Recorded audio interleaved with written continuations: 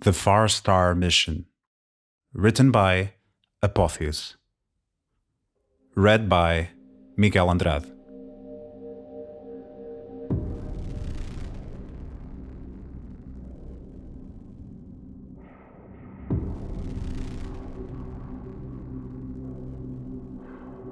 This is the untold story of our ancestry, a painful journey of survival in the majesty of cosmos, but also a delicate introspective about the human nature.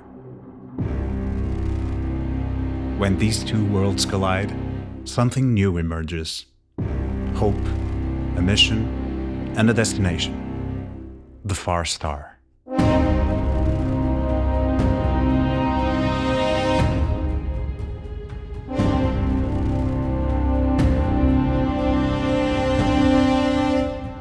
Chapter 1: Caves of Steel.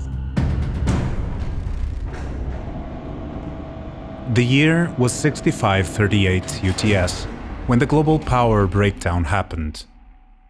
These blackouts were becoming usual by that time, but never before at this scale. Suddenly, for the first time in many years, the social status ceased to matter. Everyone, whether it being the rich and lunatic upper class or the poor and delusional lower class, lived for 2 days without energy. Population number was at its height, even though the mean standard of living was at its lowest. On one side, there were the few educated members that tried to sustain the planet's resource productions. The gifted, as they were called. However, there were also the useless and unintelligent citizens in massive numbers. A global power breakdown was inevitable, at least in the minds of the most gifted members of the planet.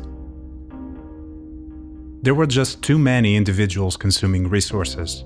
The rich wasted them. The poor didn't, but their numbers were so massive that they totally eclipsed the consumptions of the rich.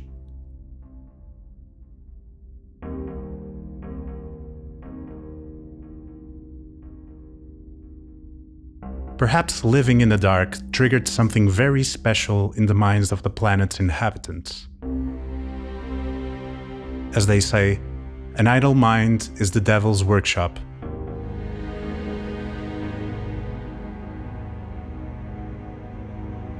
Questions and thoughts began to arise among every citizen from every class, from all over the planet. Perhaps this meant the dawn of a new era.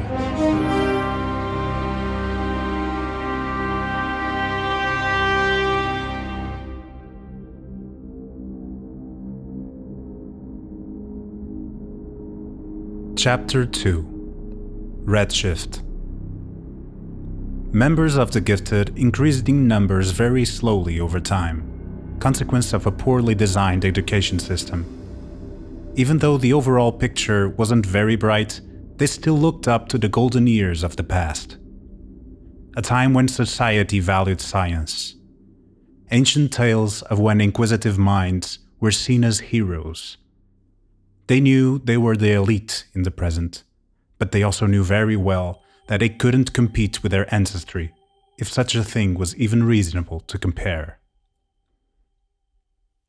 Solving this crisis wasn't an easy task.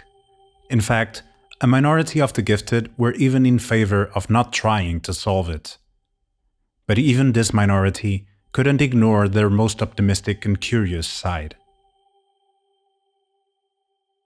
After spending long years studying their society and trying to merge maths and sociology, they decided to look at the skies instead. After all, it was the only place left to look. Of course, they knew very well the intricacies of space and their place in the cosmos, but maybe, just maybe, they didn't look deep enough.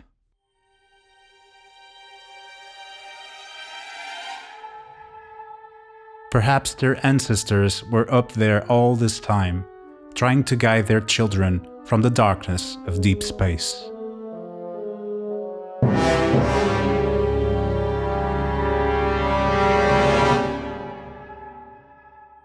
And so they did. They looked unceasingly at the skies and developed new and superior tools. They were looking for planets, planetoids, asteroids, or even rocks. Anything that met the necessary conditions for life. A drastic change. A complete reboot of the civilization in another place. It was only on 6645 UTS in one morning that a very faint and red-shifted light hit the lenses of one of their detectors. This light has traveled for approximately 320 years, and that meant that this planet was 320 light-years away from them. The data was fuzzy, but it seemed like it had the ideal pressure, temperature, and distance from its host star. It was a reasonable possibility. The first glimpse of hope.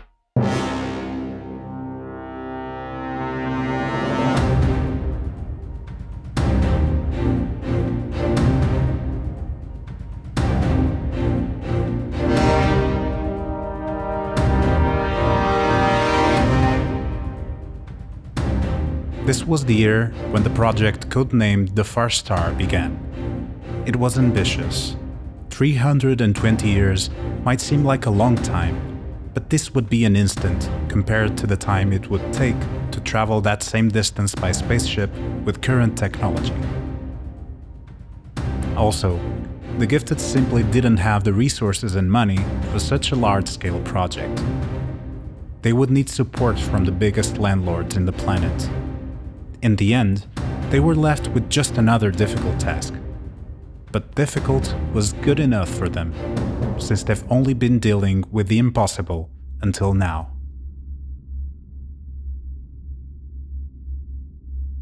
Chapter 3: Resolve to Remake. Politics were also in a bad state, as expected, but this was the only game they could play.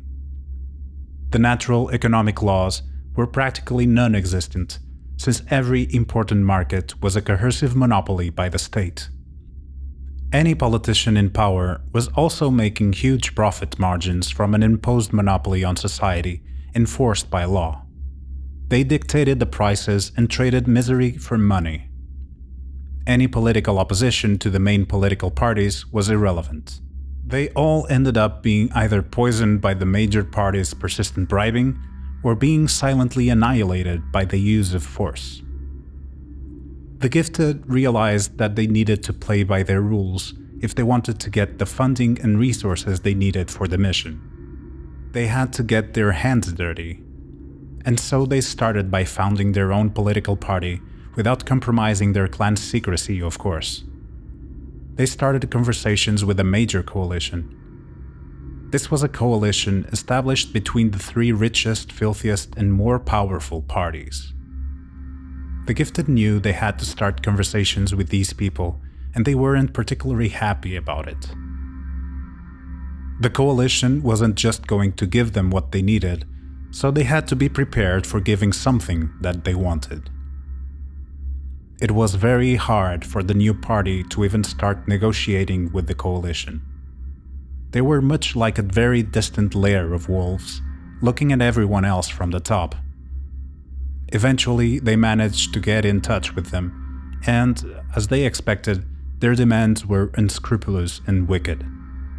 The coalition didn't want more money, because they had plenty. They wanted to make sure that their supremacy would remain forever. For that purpose, they demanded a new global organization decision system, also known as GODS. This system was able to immediately detect any kind of rebellion or opposition through the usage of advanced artificial intelligence. This would increase the efficiency of the coalition's illicit methods for silencing opposing forces. The scale of this project was so massive that no citizen could escape it. The clan began questioning the whole mission. Are any means acceptable to reach an end? Is an hypothetical preservation of the species worth a certain condemnation of the whole population on the planet? A serious crisis emerged among their clan. After long weeks of several discussions, the main representatives of the Gifted voted.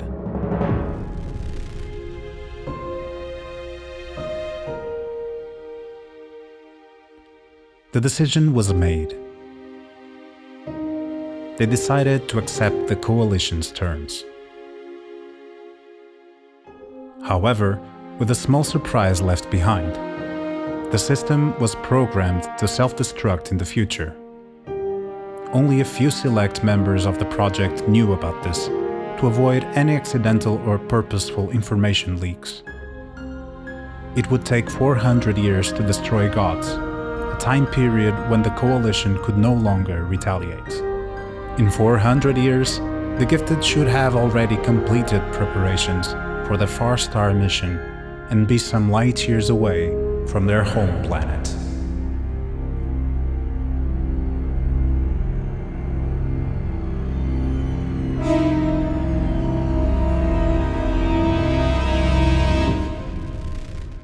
Chapter 4: The Darkest Sun.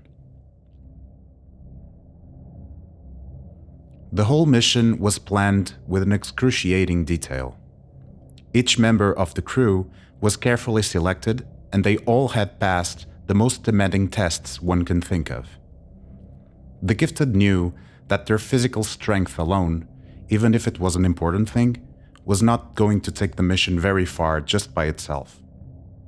A very delicate balance of psychological and physical skills was needed if they wanted to succeed. Leadership and intelligence were crucial, but things such as agreeableness and parenthood were also extensively tested. The journey was going to last at least 3 generations, so having the best in the first wouldn't mean anything if the third wasn't going to be equally good. Every birth was planned. Every male and female knew with whom they were going to mate. The first, second, and third generations' education were different, according to the different necessities of each phase of the mission. The crew had procedures for virtually any problem they could foresee happening, and exhaustive training in improvisation for unknown situations. They were the best of the best. But even for the best, the uneasiness was clearly reflected in their faces as Day Zero was approaching. This journey meant something different for each generation.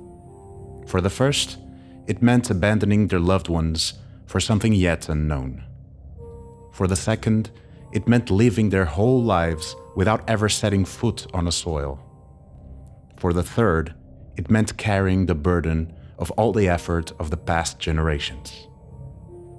Day Zero was a cloudy day, just as if the sky was painted with each member's gloomy feelings. After boarding the 2 new shiny spaceships, loaded with the latest pieces of technology, the crew cast one last look at their home planet. The uneasiness grew inversely proportional to the countdown numbers. The engines started, and suddenly their feelings completely vanished and gave way to the dizzying speed of their heartbeats. That was all they could feel in that small fragment of eternity. 6 minutes was the time to leave the planet's exosphere, and for 6 minutes the crew endured the deafening noise of the engines.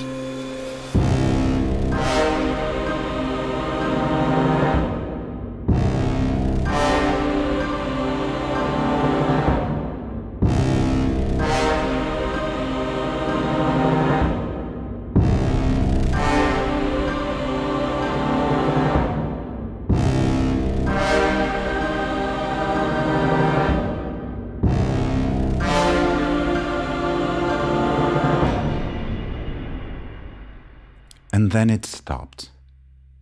Silence replaced the unbearable sounds. The apparent zero-gravity calmness replaced the tremendous fuselage shaking due to the G-force.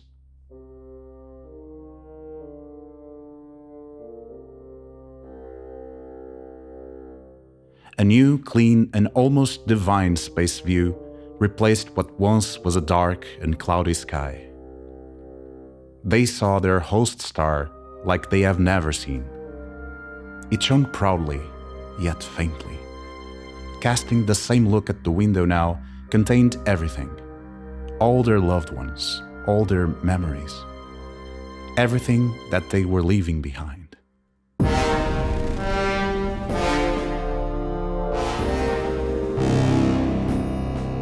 There, on that moment, the crew realized one important thing that they would carry with them and pass on to their children and to their children's children. The more you withstand the worst and the cloudiest days, the brighter and more hopeful tomorrow will be.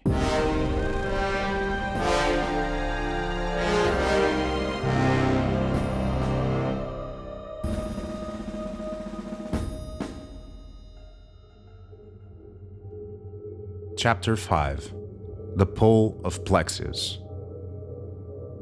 The mission went very smoothly.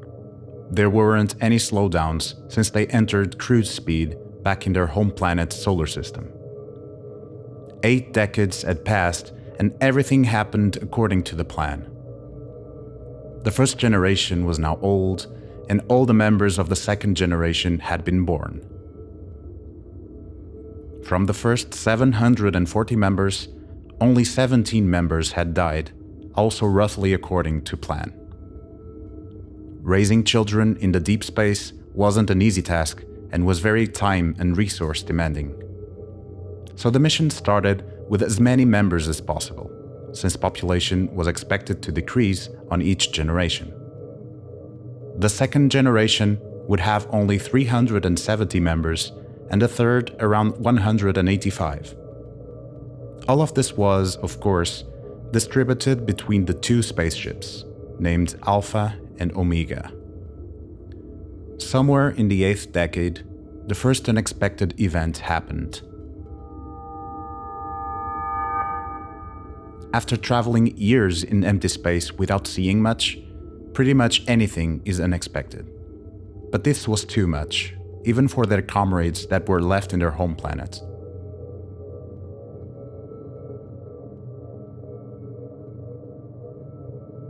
An unidentified object appeared on the spaceship radars.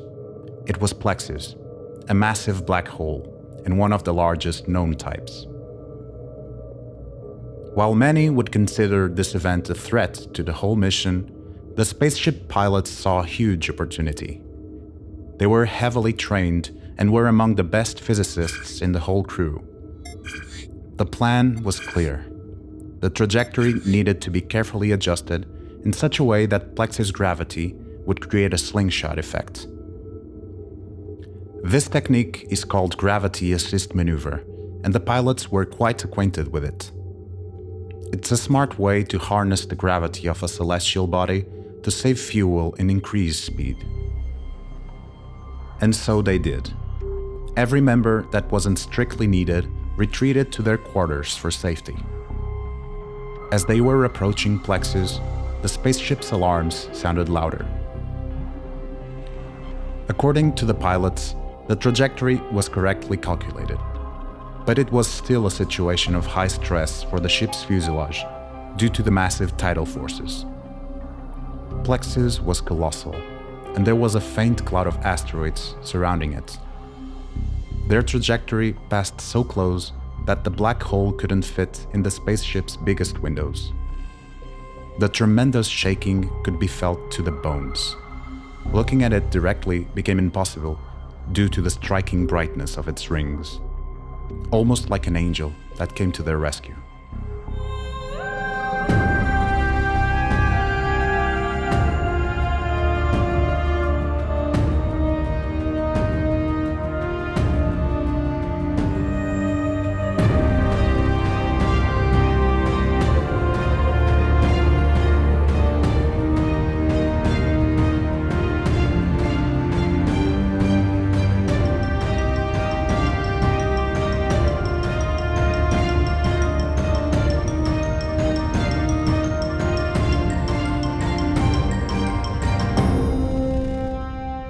The chaos has passed, and the crew rejoices in joy.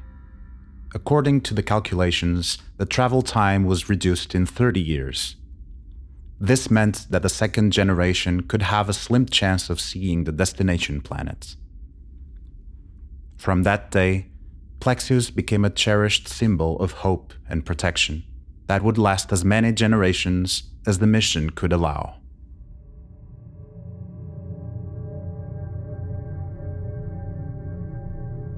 Chapter 6: Save Our Ship. The once small children of the second generation were now grown adults, and very few members of the first generation were left. There were members that specialized in teaching, and that was how the second generation learned everything they knew. They were very skilled, partly due to the inherited virtues, but also due to the extraordinary work of the first generation tutors. Even though they were just as skilled as their predecessors, there was something different about the relationship with the spaceship they grew on. Those cold lumps of metal were what they called home. The spaceships weren't just a tool to reach a destination. They were literally their homes, and they were taught to worship and respect it. They were going to spend all their lives inside it, something that has never happened before in that species' history. One day, around 200 years after departure, the second big unexpected event happened. They still had memories of the great Plexius, or for the third generation children that weren't yet born at the time, they at least heard about the tales and songs written about it. However, this new event was different. They needed to travel through the Great Oort Cloud, a cloud of predominantly icy planetesimals that orbited very far around the destination planet's host star. This was when the crew had to face one of their hardest dilemmas. The cloud was very dense, and high-risk maneuvers were required if they kept traveling at their current speed. Slowing down would let them pass the cloud with minimal risk, but that also meant that they would take much longer to reach their destination, probably ending up not living long enough to reach it. They didn't have enough resources to raise 1 or 2 generations more. Another problem with slowing down would be the energy required to restore full speed afterwards. It would completely deplete their fuel reserves. The only choice was to keep full speed and waste the minimum amount of energy in the high-risk maneuvers to avoid a fatal crash. The stakes were high, but still better than certain death by starvation that would happen to the future generations. Of course, it was also too late to look back. They have traveled a long distance, and the host star was already faintly visible in their radars. To the second generation, the radar was like their second collective eyes and fingers that extended into space. They could almost grasp the taste of success. For the mission's sake, they decided to not slow down. The Oort cloud was about 0.85 light-years thick, which meant it would take both spaceships around a year to travel through it. It contained more than 1 trillion icy bodies. Some even had atmospheres on their own. It was a massive shell between them and the planet in which all of their hopes lived on. And so, for a whole year, they lived in constant agony, sometimes waking up with the violent maneuvers. Autopilot was never turned on, and that meant a huge stress on the pilots since the radars weren't sophisticated enough to detect all of the asteroids. With such a high speed, changing trajectory was hard, and that meant the necessary measures had to be taken in advance. Half a year deep in the cloud, the largest asteroid they have ever encountered popped up on the radars. According to their calculations, they could barely avoid it, depending on the asteroid's chaotic trajectory. Flying both spaceships in the same way could mean getting both of them destroyed, so they decided to circumvent the asteroid in opposite directions, hoping that they would reunite afterwards. At a certain point, Alpha and Omega ceased to have visual contact with each other because the massive asteroid was between them. That was the last time one of the ships was seen.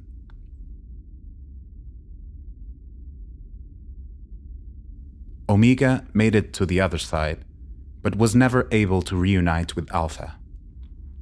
All communication attempts failed. They waited patiently, but it didn't seem like it was returning. Eventually, they assumed it didn't avoid the asteroid and was destroyed. All the tremendous effort that was put into that spaceship since their ancestors in the home planet, raising an entire new generation, all of their lives, dreams, and hopes, all of that was now vanished. The survivors had one more heavy burden on their shoulders, pushing them to complete the mission even more vigorously. Chapter 7: Under a New Cloudy Sky. Around 212 years have passed aboard the spaceship. Of course, that meant that 384 years have passed on their home planet due to the relativistic time dilation. Gods should be about to cease operations if everything happened as planned. That also meant that their loved ones had all died a long time ago. Perhaps the disappearance of gods would bring a new hope to the home planet's inhabitants. If they were even still alive, that is. In any case, the third-generation survivors were about to face their own glimpse of hope as well. The destination planet was now visible with their own eyes and not just in the radars. Only their grandfathers have stepped on a living planet. For 2 entire generations, the feeling of setting foot on a solid ground was unknown. For them, the idea of leaving the spaceship was terrifying. Having a home as big as a planet was something very foreign for them. Since the first eye contact, 60 days were left for landing. Each day was spent staring through the windows, unlike the previous centuries in the deep and cold space. As the days passed, the arid terrain and dense clouds in yellowish tones were becoming more evident. It wasn't exactly what they imagined, but perhaps that was expected, since they have never before saw a planet this close. The planet's features seemed like what the mission expected, though. Ideal distance from its host star, and an atmosphere with the ideal density and pressure, even though its composition was yet unknown. Further measurements had to be taken, but nothing was wrong at this stage. A very peculiar blend of feelings emerged. The countdown for the landing seemed to be directly connected to their fear.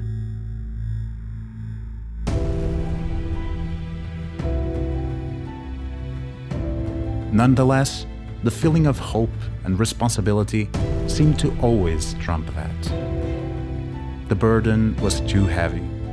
They had their ancestors, 3 generations, and the loss of 1 ship to carry on their shoulders. It was like a heavenly blessing that was constantly fighting against their inner fear. It all culminated on the 60th day when the landing took place.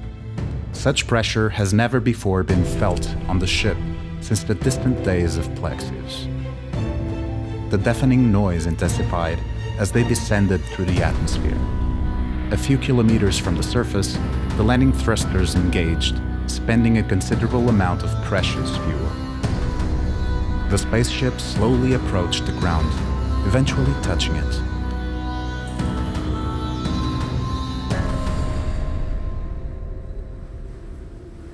The engines shut down for the first time in almost 300 years.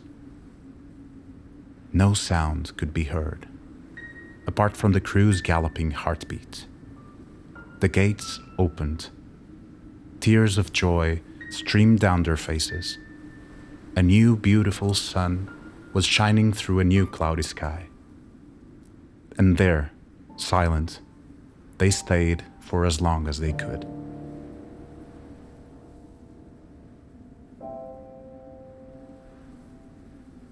Chapter 8: The Brightest Sun. The days that followed their landing felt like an eternity. They were now settlers of a new planet and not just the crew of a spaceship.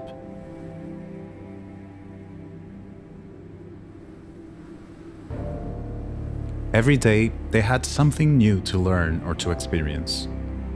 The planet had a slightly stronger gravity, enough to force them to relearn walking. Wind was something very new and discomfortable to them as well, which didn't help with their walking task. That same wind also carried various new substances, making their nostrils suddenly overwhelmed with a variety of smells. The spaceship they called home was obviously temperature controlled. Apparently, random climate changes was not something they were particularly fond of. Walking on the planet's surface got them constantly dirty. The planet felt very imperfect and not a place one wishes to spend a lot of time in. And yet, there they were, fighting for life in such a planet.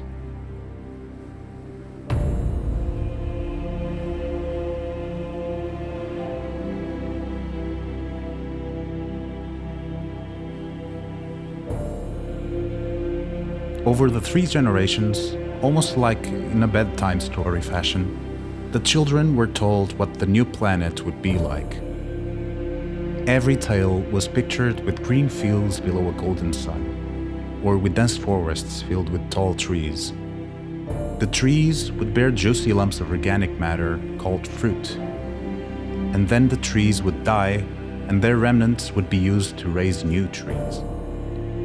These stories were certainly a contrasting picture when compared with the bright white and inert walls of their spaceship.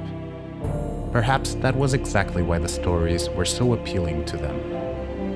This planet was certainly very different. There was still a lot of work to do. Trading the comforts of their spaceship with the imperfection of a raw and arid planet didn't happen without raising some questions. Would all of this be worth? Would they want to live in such conditions? Was the rest of the mission even plausible? In the end, their motivation remained unshaken. First and foremost, they couldn't just throw away all the gigantic effort of the past generations. Also, the reasons for the mission were still valid. Their home planet was doomed, and this was still their only hope, even if it didn't look like it at the moment.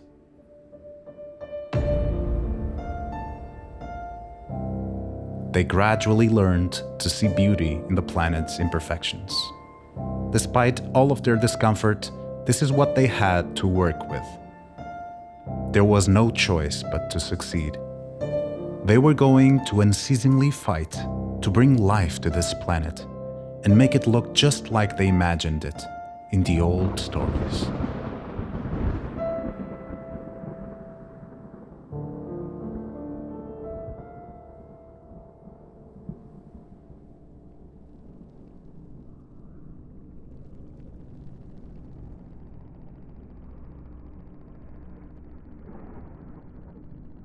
Chapter 9: Staring the Abyss. The planet had several problems that needed to be fixed. Equipped with their ancestors' knowledge, the settlers knew how to turn the planet they were standing on into a habitable one. This was the most reliable source of information they had, since they have never been on the planet before, and therefore could not examine it with the precision and tools their ancestors had. Even so, every generation had plenty of time to be educated on these matters. Each day brought a new and different struggle for the settlers. It was time to bring out all the machinery that the spaceship held for so long. First, they established their base of operations near the spaceship's land site. Among many things, they had to set up their vehicles, monitoring equipment used to monitor thousands of sensors on the planet's surface, communications equipment, and biology labs, where they held microbial and plant life samples.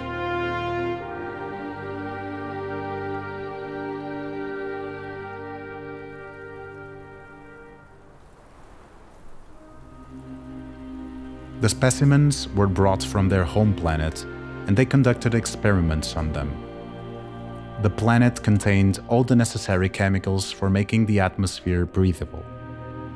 A meticulous process was required to transform those chemicals, and that was precisely where the difficulty of the operation was.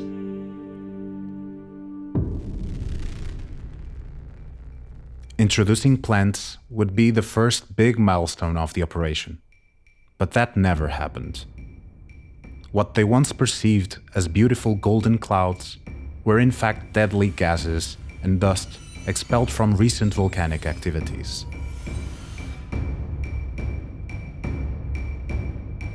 The dust was still spreading over the entire planet and settling on the surface. The settlers didn't have the necessary resources to fight against such a menace.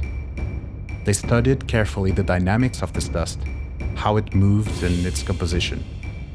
In their knowledge base, there was no prescribed process to overcome this. From the 185 total members, many have died from multiple causes.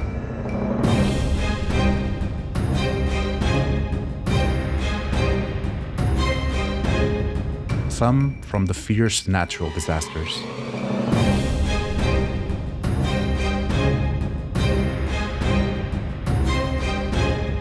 Others never came back from special field operations, and so were declared as deceased for unknown causes.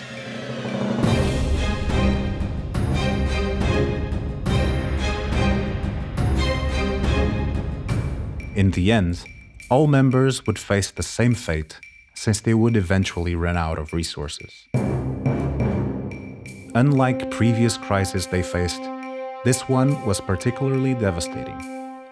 Not because of the number of casualties, since they were now a small group of settlers. The reason was because they were alive and couldn't do anything.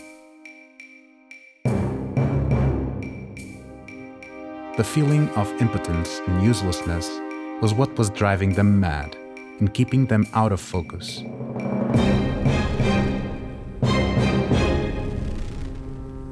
Gradually, they lost the determination and incitement, precisely when they needed them the most. It was like they were on the right place at the wrong time. A few years later, the toxic dust would settle and the planet would have enough time to absorb the negative impact. Many settlers were already giving up and cherishing their last moments together. They now believed in the success of another fallback operation that was planned since the early gifted ancestors. A special procedure to be used exclusively in the case of an extreme emergency. Chapter 10: A New Beginning. Since the early days when the gifted were sketching the first drafts of the mission, they always planned with fault tolerance in mind. This was the reason for having not one, but 2 spaceships. Each of them with their own pilots, engineers, workers, and tutors. Every piece of equipment was duplicated. In fact, this fault tolerance had already saved the mission once when entering the Oort cloud. When faced with this dead end, they believed that fault tolerance would save the mission again, even if it couldn't save their own lives.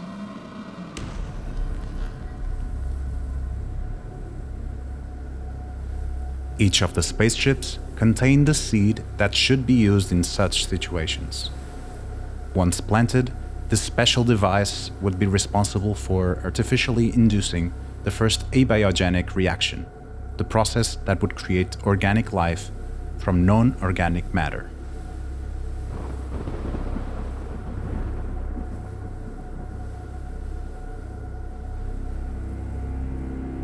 Everybody knew about its existence, but it was rarely mentioned since it was associated with the worst possible outcome.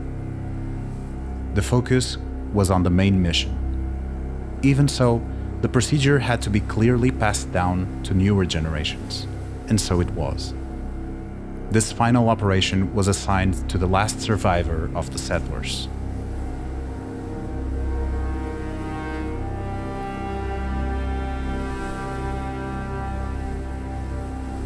Resources were scarce. both from the settlers and from the planet. The last survivor was a young settler, the result of the last birth of the third generation. When the situation was sufficiently critical to a point of no return, the lone settler began his journey.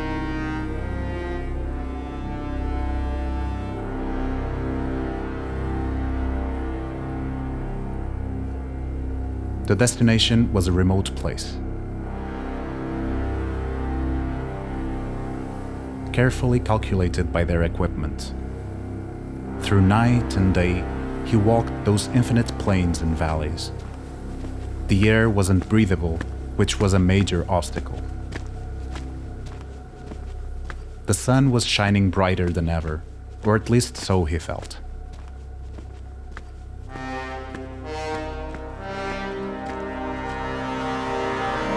Walking through this otherworldly hell was no easy task. But there was no other choice.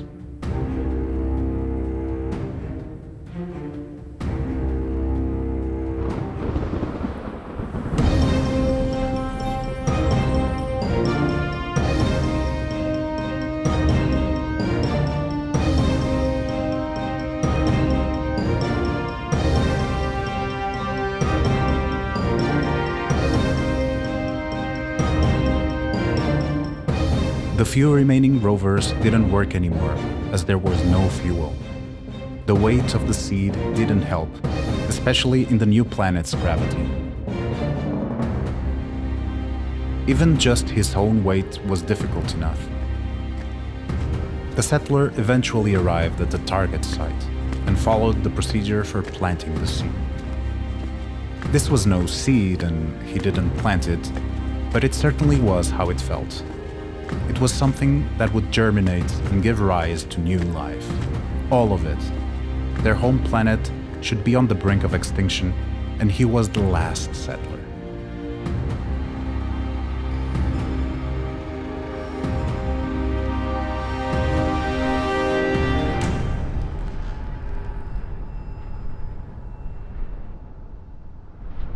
The device he held on his hands could very well be the last hope for life in the whole universe.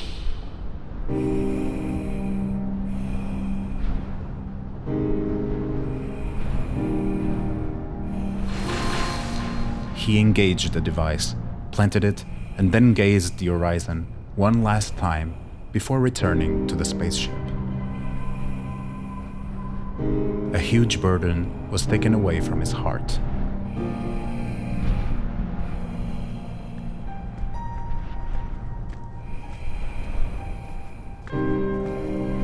The return trip was easier since he didn't have to carry the seed anymore. The mission was almost done.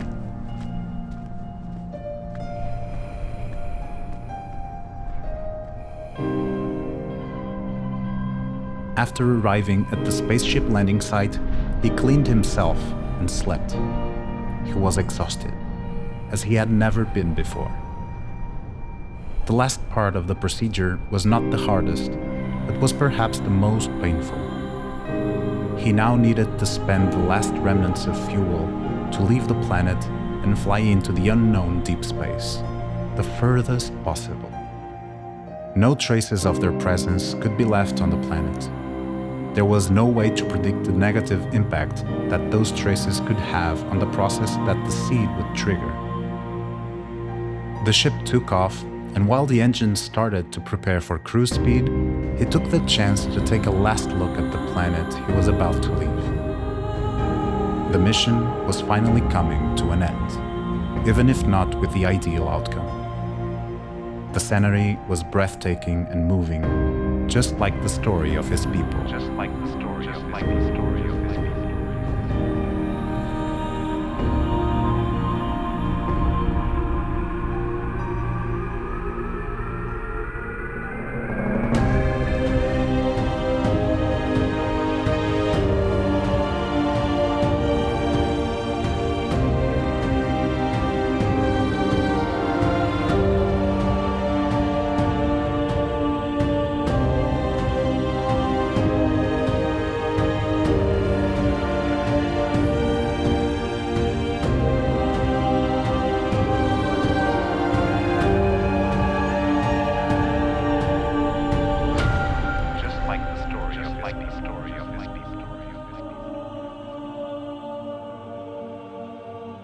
4 billion years after, the first single-celled organisms began to appear, followed by multicellular organisms and plants.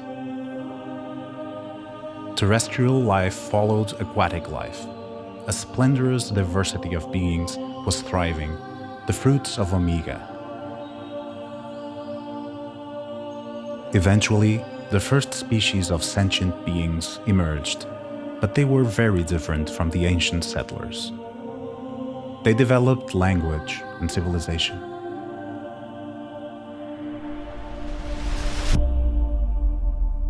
They rose up, dominated the world, and named themselves as humans and their planet as Earth.